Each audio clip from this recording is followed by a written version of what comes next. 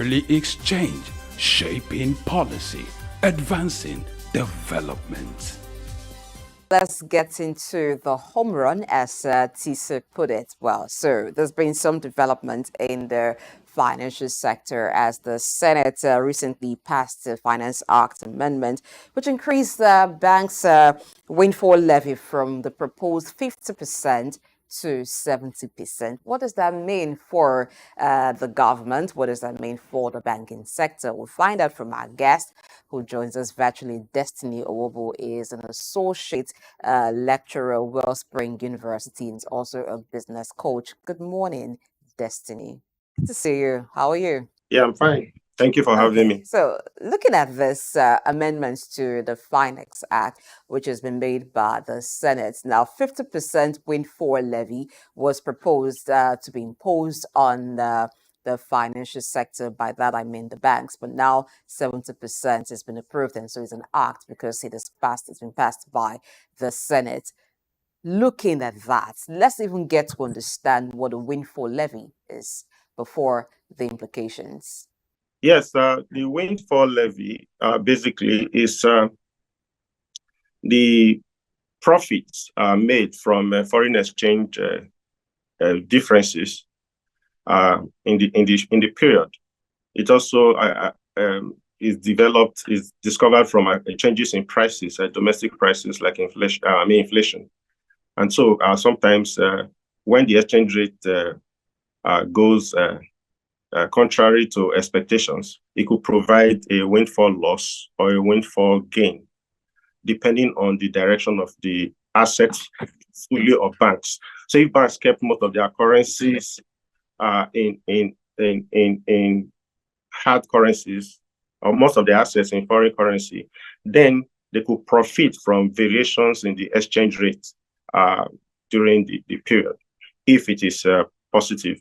And that could jump into their profits and increase their bottom line, technically. Sometimes it could also come from changes in prices of other securities which they hold, especially in a time like with inflation, where we have prices of products that are denominated in naira or other currencies. So assuming they bought those assets at a cheaper amount when the naira was possibly of a higher value, and then for some reason, the prices go up such that by the time the prices go down or up, then we are going to see a windfall loss or gain, depending on the direction of the price increase and of the nature of the assets on which it is denominated. So that is basically what constitutes the windfall gain or windfall loss. Okay, so thank you so much, Destiny. But we've also been joined by Julius Afolabi, who is a premium business coach, a value improvement coach, and as well as an author. And of course, I'd like to, start by, welcoming you to the program and saying good morning to you. Welcome to the program. To you once again, and thank you for having me. Okay, so 70% levy has, been proposed by the Senate on banks' windfall taxes, and it's more or less a substantial increase from what it used to be. And yes, some debates have been sparked as a result of that amendment bill proposed by the Senate. I wonder what impact you think it might have on the banking sector. Let's start off with the banking sector before we move on to the overall economy. Okay. The windfall levy is unusually high this time around, even though we understand that this is a function of give and take, kind of, right? In the bid of the government, the federal government, to stabilize the economy and also trap inflation, foreign exchange rates have to also be a kind of stabilized as well. So there's been a kind of fluctuation in that particular market, which is responsible for that gain. So depending on the stock of foreign exchange that the banks hold or the sector holds will determine the amount that they have, whether positively or negatively, just like Mr. Destiny has already mentioned. So the impact this will have on the bank is going to reduce their, their net profits. It's going to affect their profitability. And when it affects their profitability, it's going to cascade either into transferring this particular load to the customers as well. It's going to have customer impact. It's going to also make the banking sector less attractive, because the investors who are expecting a higher return based on the performance of the bank, the returns become less attractive when the profitability goes down. And also there's a tendency that is going to also affect rates, the credit rates, the amount of money in which they also give out as credit, at the same time also going to affect their inventory, their foreign exchange inventory. So even though this does not look like a sustainable practice, in the short term, it might look like a sustainable practice on the side of the government, but on the side of the banks also, it's also going to introduce them to more dynamic way of managing their inventory. That is the way in which they keep their reserves, because this is heavy. Actually, 70% is heavy on the bank, no matter what it is that they make. We call it windfall because we think that, okay, within this particular period, there's been a sweep, you understand, an unexpected change in price in your direction, which brings you additional profits. That's why I say it's like a give and take strategy. But I feel that impact, the percentage is too high for the banks. It should have been a win-win, not like it's like a win-loss for the bank. And that will trickle also into the economy. So just like you said, narrowing it to the banking sector is going to reduce their profitability. It might also hinder lending facilities and rate. It might affect the lending rate eventually because they'll have lower money to be able to make available. It will make the banking sector less attractive for investment, or the investors or the promoters. And then it will also generate dynamism in keeping the inventory of the banking sector. So that's how it's going to really affect the banks. All right, good morning, Afolabi. Thanks for joining us. You said that the 70% windfall levy passed by the Senate is too high. Do you think there is a possible overestimation of profit that comes into the banking sector? Perhaps that was the basis upon which that 70% levy was made. What would you have proposed if 70% is too high? Now, yes, what I would have proposed would have been this. It's going to be a win-win. Like I said, it's going to be a win-win. Strategically, I would have proposed 30%. Let the bank have 70%. Then create responsibilities for the bank that will also augment what you would have done with the 40% that you have. In that way, you would have your own revenue generated from the 30%, right? And then you would have like public-private partnership investment through the banks with the 40%. So you see, you are indirectly balancing powers between the federal government and the private sector, public and private sector. You are balancing powers. You are giving them responsibility to take on, which will trickle down into what? Into the economy itself, right? Making them participatory in economic development apart from what they normally do, right? So taking 30% makes it fair, right? It keeps the banking sector investment attractive, gives them the feeling of getting reward for work done. At the same time, because it is a windfall, you put responsibility on their shoulders because they are private sector. They are going to better able to manage resources, which may go into the government coffers, which may not be properly managed based on perceived confidence of the entire masses.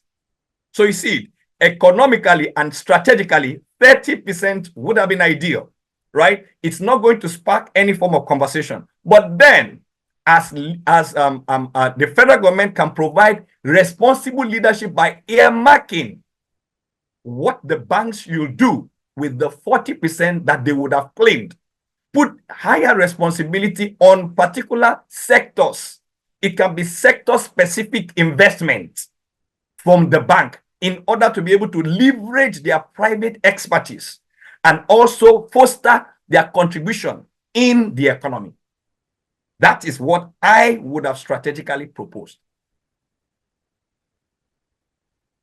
All right, now to Destiny. Now, since the windfall levy for now is 70%, and most of this windfall are to come from foreign exchange activities, how will this impact the foreign exchange market participation by the banks?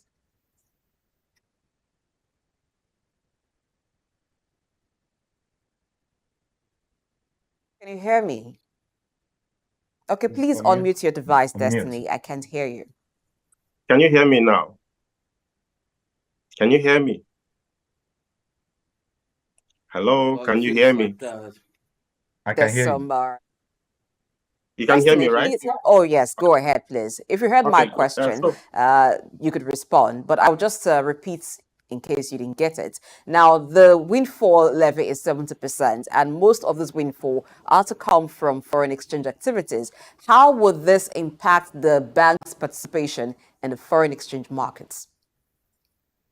Yes, I think what the federal government wants to do is exactly what my colleague just talked about. The purpose of that is to raise more revenue for the government and to ensure that banks are not profiting from the foreign exchange variances between the naira and other foreign currencies. Because we already know that banks already have a lot of mechanisms for hedging against losses due to foreign exchange. But when they begin to make huge windfalls, banks also have the portfolio mechanism to ensure that they profit from that windfall. In other words, they could, because banks want to make a lot of money, banks could organize their portfolio in a way that they profit from these variances in the currency, which is not very good looking at it from a nationalistic perspective. Banks should be focused on their core business of lending to the private sector and making most of their profits from that area and not making profits from windfalls. It sounds good to the ear, but from a nationalistic perspective, banks, the core business of banking is not making windfall losses or gains from foreign exchange transactions. So basically, the federal government wants to discourage that, such that banks do not begin to realign their portfolio, their business model to profiting from the failures of the foreign exchange market vis-a-vis the naira. So when government does that at 70%, government believes that banks will need to reorganize their portfolio away from foreign exchange transactions and try to focus on their hedging characteristics or hedging philosophy, and then focus more on the domestic economy in terms of private sector investments, giving loans to private investors. But then again, there's a problem, there's a balance between these two issues. Now, if government takes a lot of that amount from windfall, it makes the banking sector itself not to be very attractive for investment, because foreign investors are going to believe that government is not encouraging that sector, or government policy is bringing some instability in the sector, because it was totally unexpected. It was 50% before, now it has been risen to 70%. It means that government is trying to squeeze the banks, and then that will also squeeze foreign investment into the banking sector. Secondly, it may also affect the depositors themselves, the investors who want to take money from the banks for loans. The banks themselves will have to squeeze their criteria for extending loans to private investors. And that will mean that they may find a way to slow down the loan disbursements that they do. And if they have to do that, they will need to increase their rates of interest to ensure that they make more money and make up for the losses from those foreign exchange high taxes, also, so to speak. So the total effect on the economy would depend on whether it encourages the banking sector to realign their portfolio quickly enough, or whether it discourages further investment in the economy. We need to strike a balance. We do not know how to get the total effects yet until we have statistical figures that determine how much money will be pulled out from the foreign exchange, which we already know a priori that a lot of people will not be investing in the banking sector because of that windfall attack. And then we are going to also be checking from the demand side, how will it translate to the amount of loanable funds to the economy, to the private investors who need it for business. So the banks will have to find a way to get their profit in the same area previously, and then try to strike a balance between their profitability and the needs of the government. So that's where the thing comes in. So in the short term, I personally predict that it's going to generate more money for the federal government. But in the long term, it's not sustainable, because if we keep 70% for more than a year or 2 or 3 years, it therefore means that the entire banking industry will be squeezed. And let me tell you, when the banks suffer, then the depositors, the loan investors will also suffer. And that is not good for an economy that wants to grow and that needs banking finance to be able to grow and develop. Oh, Destiny, if I had to weigh in on this, taking cue from what you said, last statement you just made, you talked about the fact that it's an opportunity for the federal government to make money from the banks. And you also said that it was a way for the federal government to dissuade or discourage the banks from benefiting from windfall in foreign exchange. So now, would you say this is an effective way for the federal government to make money off, the scenario that's just been painted? And of course, I'd want to know if there's an alternative, way of getting income from this whole process. Yes, the federal government approach is using a simplistic approach to solving the problem. The federal government is very great at taking money easily. It's the easy solution. We must understand that the reason why the government is taking this stance is because of a failure of the tax system itself to generate the revenue that government needs. In developed countries, in other societies, government gets most of its revenue from taxes, okay? But Nigeria structurally is not like that. Most of government revenue comes from rent seeking and from banking, taxes, and others. Government, the real sector of the economy, is not developed enough to fund the government in a sustainable manner. And so government has decided to look for the easy way out. And the easy way out is to tax depositors' funds. If you've noticed too, they've been giving circulars to banks in the last 3 years that they want to be taxing every transaction that bankers do. It's an easy solution. You go to where the money is, you take it from there. Okay, so the government has also seen another windfall, another opportunity to take more money from the financial system. It's an easy way to get money. Take note, we get free, easy money from oil money. We get easy money from the banking sector. We get easy money from depositors' funds. But there's a long-term solution. There's a better approach, a more strategic approach. The more strategic approach is to develop the real sector and increase the tax buoyancy. The long-term approach is to streamline taxation principles such that we are able to deepen the tax system and collect more taxes from people in a sustainable way without hurting business activities. The more sustainable approach is to ensure that we expand the tax bracket, make the tax system more efficient such that we're able to collect massive amount of tax from economic activity, both from the corporate ventures, from the 92% of small, medium-scale enterprises in this country. The challenge we face as a nation is the problem of economic dualism, such that we have an economy that is not properly structured. Only 3% of Nigerian businesses are corporations, big enough to be taxed efficiently. Okay, 92% of Nigerian businesses are kiosk businesses, small businesses, farmers, and many kiosk businesses all around the country. And this total 92% of companies do not contribute up to 30% of the GDP of this country, of the output of this country. And so if you want to tax those 92%, you need a very long arm of government. You need a very efficient tax system. Most of these companies do not keep records. Most of them are not in the formal sector. And so it is difficult to deepen the tax system to reach these people. That is a very difficult job for the federal government at the moment. We don't have the mechanisms in place. We don't have the tax system in place to attract these funds from these many people. And so the easy approach is what the government is doing. Like I said, it is we have to strike a balance between getting effective in the short run and getting effective in the long run. And I must tell you, this is a stopgap measure. It's just a medium-term measure. It's not sustainable. A sustainable approach is to focus on the tax system, develop it properly enough, capture everybody that needs to be captured, and get money from there. All right, I'm going to take this question off what you said to Afolabi.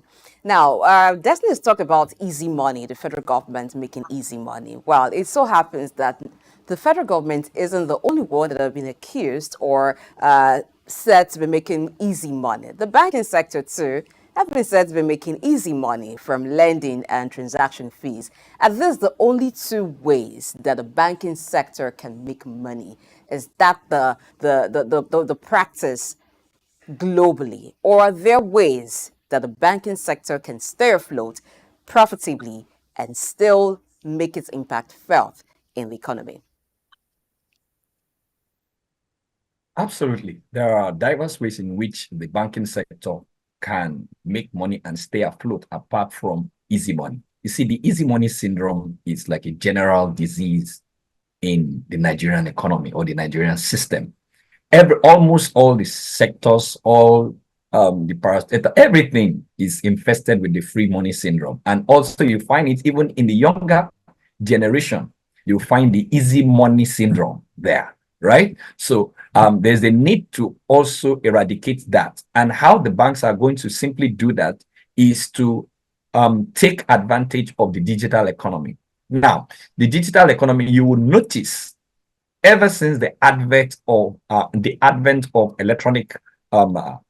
electronic banking, you find out that a lot of cost has been reduced from overhead and moved into via that digital transactions. Many of us, even the general populace, the depositors too, will like convenience. That's why it is easy money for them. They simply leverage on our desire for comfort and convenience. I want to just sit down in my house and just go through my phone, go through the app, do my transfers. I don't have to go to the bank, right? So it's easy, right? So they are leveraging on our own desire for comfort and convenience to be able to attract this easy money, right? So from lending activities, which is the major intermediary and fiduciary responsibility of banks, they can make money from that.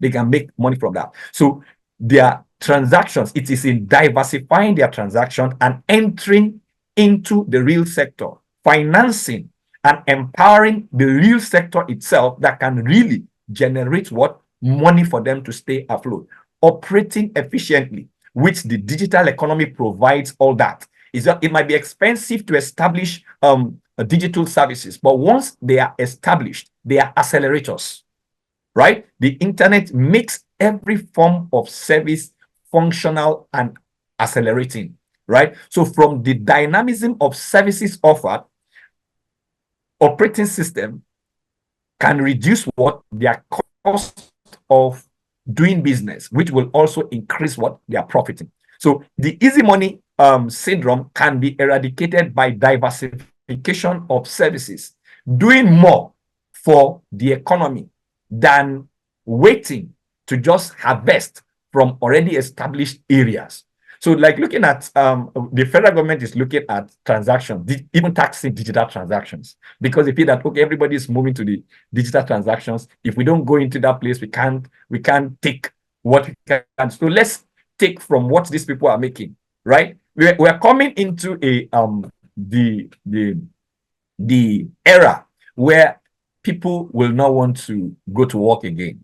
You just sit down in your house. It will be completely remote, right? It's completely remote, and you just sit down at home. All you need is your expertise, and then you can make more money than the people that go 9 to 5 on a daily basis, right? So, and because this is the future, and that's why, because of the easy money syndrome that has lived since 1960, is why the federal government, the banks, even the populace, the economy itself is looking forward to easy collecting. So until we diversify and we are ready to establish practices that will be automated and run on their own, cost effectively, economically effective, conservative ways of what doing, offering our services in the various aspects of the economy, we can't generate enough money to stay afloat. That's the sincere truth. All right, Destiny. The holdco structure is one that some banks have been able to ascend to. But what are the challenges of attaining a holdco structure for banks in Nigeria? Please repeat the question again.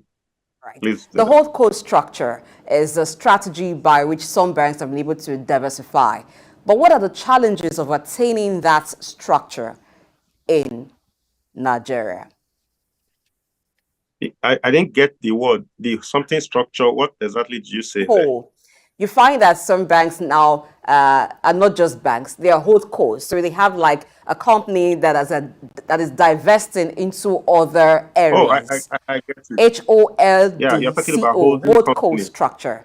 So very few banks have been able Okay. to get to that level as a strategy to divest. What are the challenges within the Nigerian system that makes it not very easy for every bank to get to the holdco structure? Do you get it now? Yeah, I get it. I get it. Yeah, yes, of course. The banks using holding companies to go into other areas of business is part of the easy solution we are talking about. Like my friend has said, we need to, you see, what happens in the monetary sector basically is a reflection of the size of the real sector. Okay, and the size of the real sector is determined by what happens in the agricultural, manufacturing, construction, and services sector. So monetary equivalent simply dance to the tune of the real equivalent. Okay, and we must know that the traditional functions of banking is to ensure that they feed the real sector with funds for investment, for growth. So we really need huge investments in agriculture. We need huge investments in manufacturing and construction. We need huge investments in processing of products. We need huge investments in education and healthcare. Those are the real sector that are the engine of sustainable growth. So the challenges our financial institutions are facing is that this real sector is sluggish, underdeveloped, and 70% informal. And such that there's a bulwark against investing in that sector with power failure, with structural malfunctions in the economy, with an underdeveloped market system. This kind of high taxation, multiple taxation, these kind of structures do not support real sector businesses. And so what is happening is that the banks have gone to wait at the place where they can squeeze the little financial implications in the system. Notice that while other companies are leaving Nigeria and most companies are folding up, the banks are declaring more profits. That is, first of all, a misnomer. When the banks are declaring more profits in a weak economy, it suggests that the banking system are beginning to exploit the loopholes, the structural failures in the system.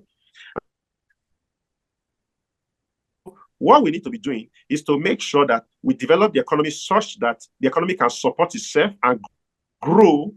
And it is when the economy supports itself through a functional banking system that the banks can make sustainable wealth. In other words, instead of looking for easy money, they partner with the private sector, invest billions of dollars in the private sector, in education, in health, in telecom, in digital infrastructure, such that businessmen are able to take big billions and put it in their businesses in Nigeria, generate profits, and pay the banks their capital and interest, which is the core business of banks. But there are a lot of challenges that does not allow that to happen. And so the short term, the sensible measure to keep the banks afloat is to make easy money using all kinds of artificial entities like the holding structures and all these institutions that are creating. Notice that banks majorly focus on investing only in businesses that will quickly take money from people. Okay, depositors' funds, they shy away from real sector investments because they fear that they are not going to get paid back these loans. And so they tend to make more money from round tripping, foreign exchange transactions, bank charges, charging a lot from depositors, and charging a high interest rate for loans, which is when banks begin to charge you 30% for loans, it therefore means that when in other countries banks are between 5 to 7%, it therefore means that the banks are taking advantage of the structural failures of the economy. So, and we don't also blame them too, when you consider the fact that the economy itself is not developed, the systems are not developed enough to encourage productive real sector growth. Now, before we move into the next conversation, which would be about the federal government's plan to launch $500 million diaspora bond, quickly on the Windfall Levy, which is put at 70%. I'm taking this question to Afolabi. Now, Is it a pan-to-fire situation with the current MPR rate, which is 26.75%, and then the windfall levy 70% for businesses in Nigeria? What's your take on that?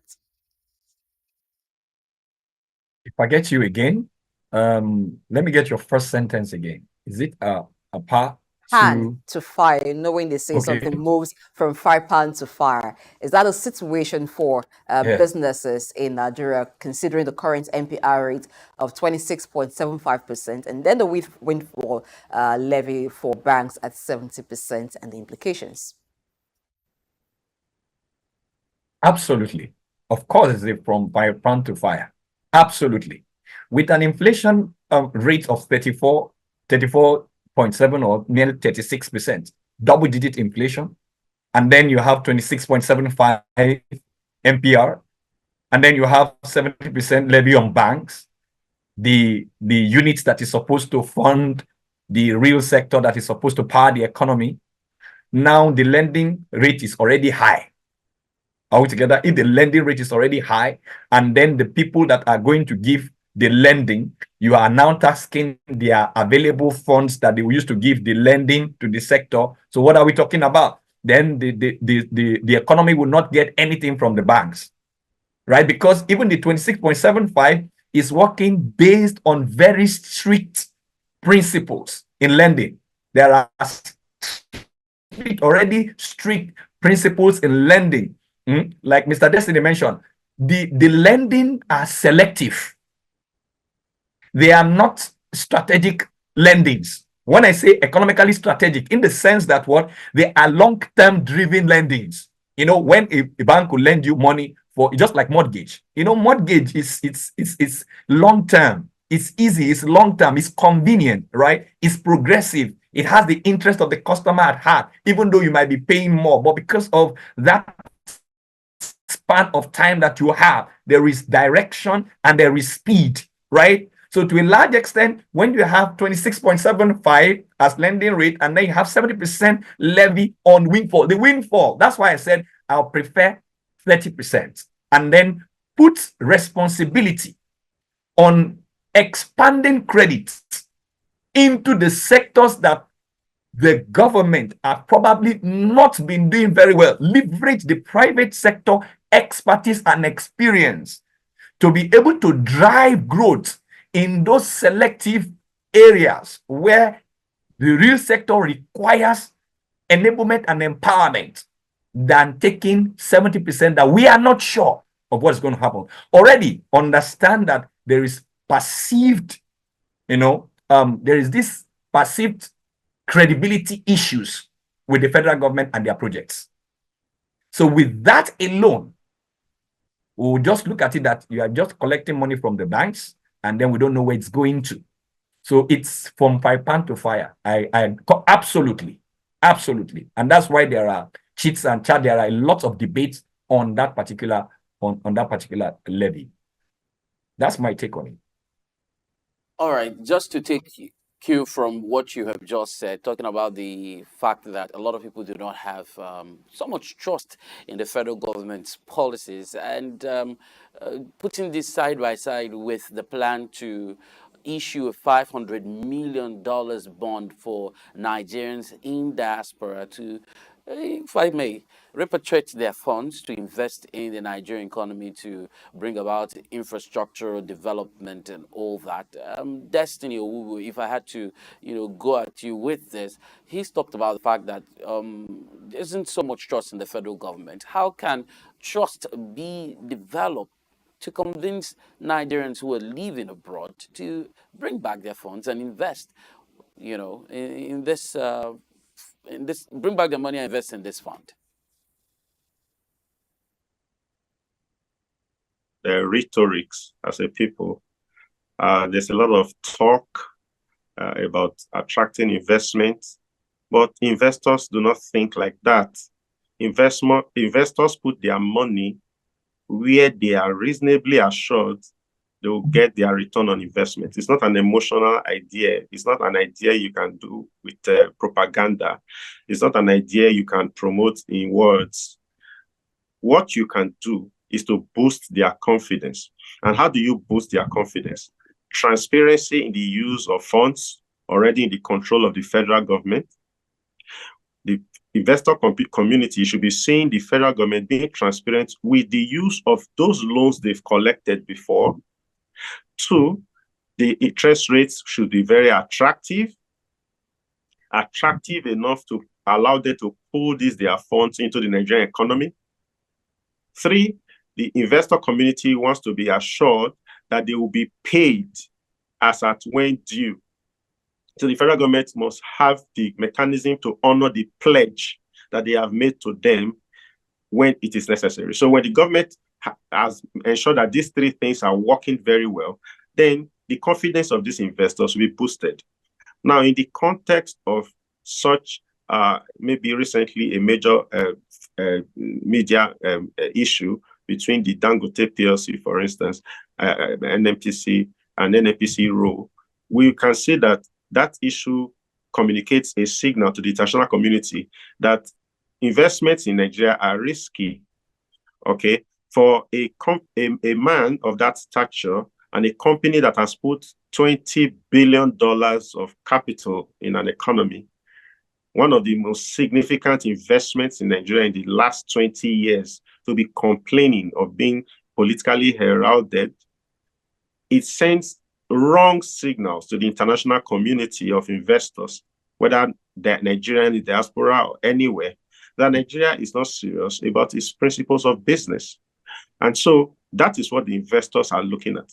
If a man of that stature with deep connections to the political powers in this country, a man whose 70% of his investments are bettered at home and has risen to that size in the Nigerian economic space, can be feeling victimized, castigated, ridiculed for his investments, then how do you expect the investors abroad, Nigerians abroad, to feel confident about their investments in Nigeria? So it's going to be a tough job for the government. The government has to stop talking and start really get serious about its way of handling issues. So we need to make sure our laws are well functional, enforce the spirit and letters of those laws, and then we should be seeing credible moves towards the real sector to show that government is serious about generating wealth that will support the payment of these funds. We must stop trying to get easy money from the easy sectors. Like I told you, we need to look back at the economy itself. The salvation of this country will come from investments in the real sector, power, electricity, pipeline system, manufacturing. We must go back to the basics and invest in these critical sectors that are high latency, high gestation period, massive employment potential, and then massive income potential, not now, but in the medium to long term. This requires billions of dollars investment. So we should be cooking this stew of economic policies that will drive the real sector such that we have funds to pay back these loans, and they will not just playing around the monetary equivalent. The monetary sector is only there to balance what happens in the real sector, like I said before. And that real sector cannot grow unless there's confidence.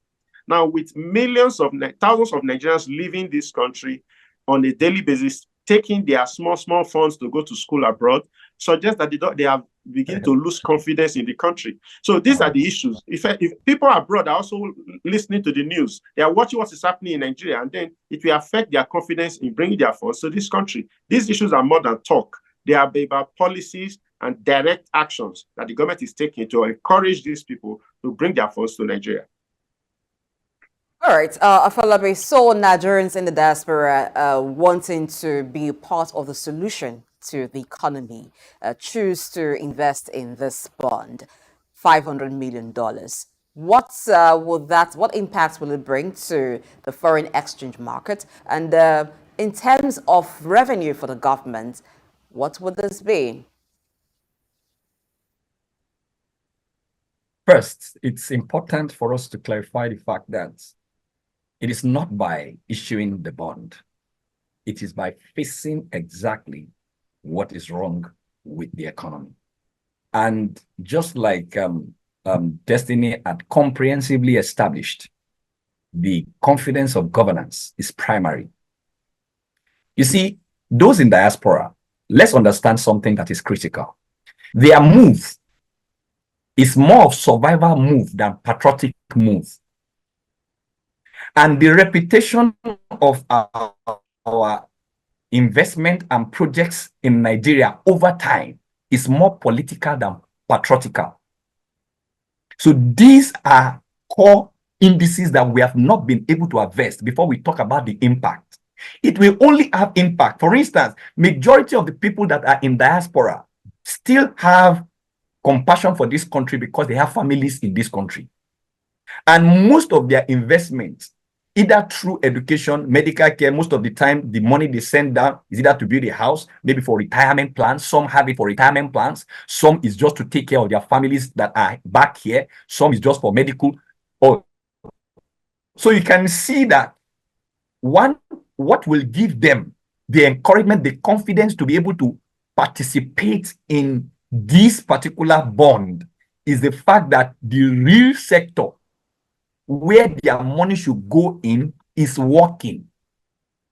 So it's not by just investing. Investment, first of all, it's about the guarantee, the genuineness of the project, of the investment, the guarantee of the capital. That's the safety of the capital. It's not just about attractive rates of return. No, it's not about investment and not about the attractiveness of the rate of investment at first. It's about the genuineness of the investment and the guarantee of what the capital, the ability to be able to get back your capital before talking about profits, and then know the genuineness of what that particular investment. So the confidence is important. The impact will be massive if they respond. So these things they are not things that you can do just by marketing or celebrating. We have a way of managing aesthetics that don't have advantage. We can paint figures, but they are not translating into practical experience and well-being of the people. For as long as Nigerians are crying day and night, it sends signal. I am very, very happy about the capital illustration that Destiny made of the Dangote refinery, one among many in the last 2 decades. And we're already having feelers about it. So we're already sending bad signals. But if it happens, this is what is going to happen. It depends on the management of the funds. It depends on what the impact will depend on the management of these particular funds, right? The moment there is no guarantee of what effective management of these funds, the competitive rate of interest is useless. That is the sincere truth. And if they bring in this money, where is the blueprint? The blueprint will determine what impact it will have. That is what will increase the perception of the validity of the investment, right? So like I mentioned, the basis for which those in diaspora will invest is the fact that what they are investing in is going to bring a measure of comfort for their people that they left back here. And again, it's also going to be sustainable for them if they want to come back home. So like I said, most of their moves are more of what survivor move than patriotic move. So you can see everybody, the migration is very huge. And the reason why they are able to generate the money. Now we are eyeing their savings in foreign currency to attract into our own economy here. They have been able to amass whatever savings we see in their accounts that is giving us confidence that they can give back to us at home because there is a working system. They have been able to amass whatever, accumulate whatever they have stacked up that we are eyeing because there's a working system. And they will not want to put what they have been able to accumulate or gather from a working system into a non-working system. Right? So you can see that the impact will be massive if they take on the investment. Definitely, it's going to translate into infrastructural development. Where there is infrastructural bankruptcy, you don't expect economic growth. It's impossible. So these are the capital things we should look at before thinking about what effect it will have. It is good. We can look at the effect it will have. but we have the capacity, the credibility to be able to manage and produce what we say it will produce.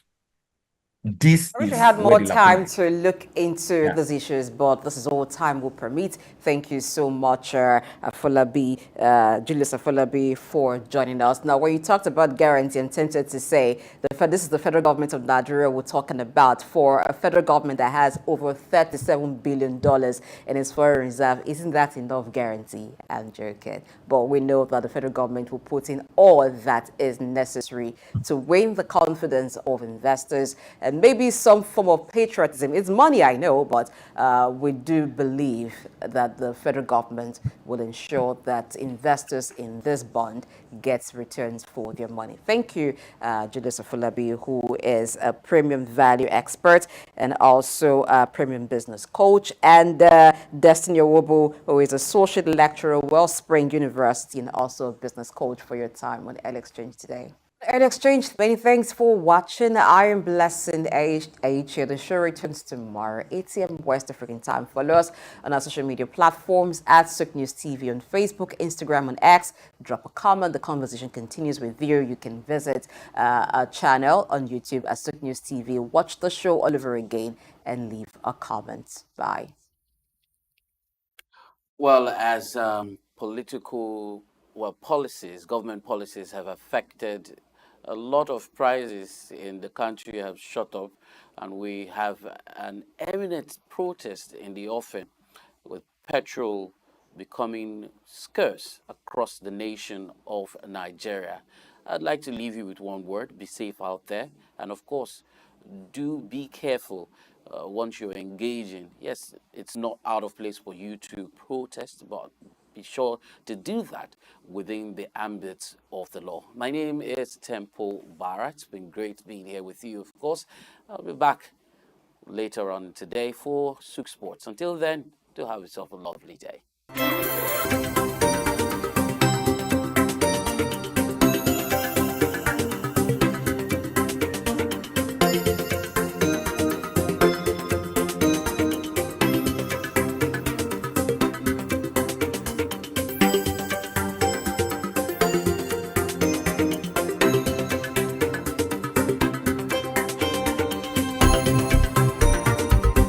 Early Exchange, shaping policy, advancing development.